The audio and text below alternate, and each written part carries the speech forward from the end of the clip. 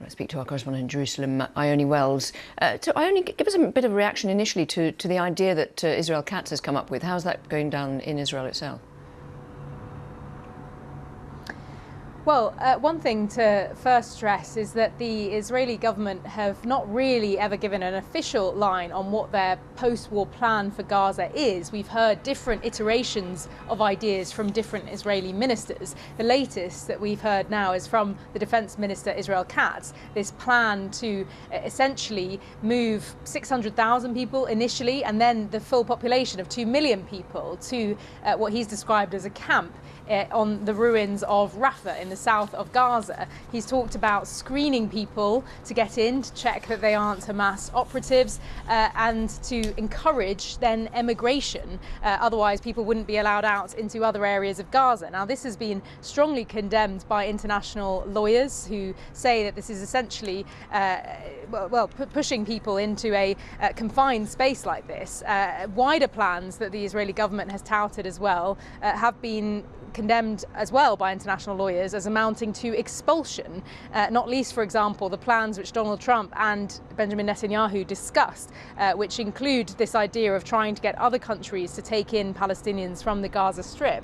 Donald Trump said that other countries in the region were cooperating.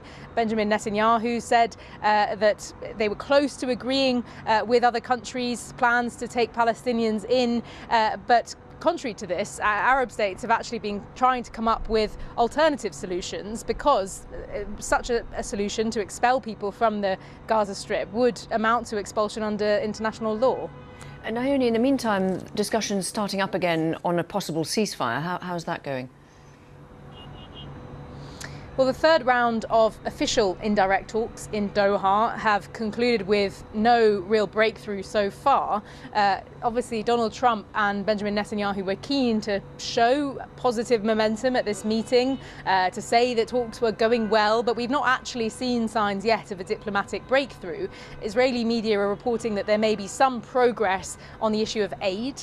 Hamas want the UN to resume aid in Gaza, an end to the controversial US and Israeli-backed Gaza Humanitarian Foundation, although it's not clear whether either side may make concessions on this point. But crucially, one of the main sticking points still remains that Hamas want a US guarantee that hostilities won't continue after a ceasefire period. This has always actually been a deal on the table.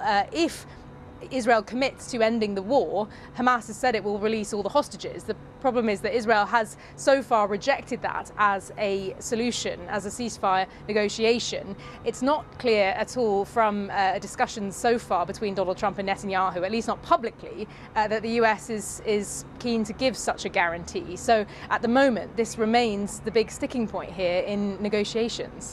Ione Wells, thank you very much.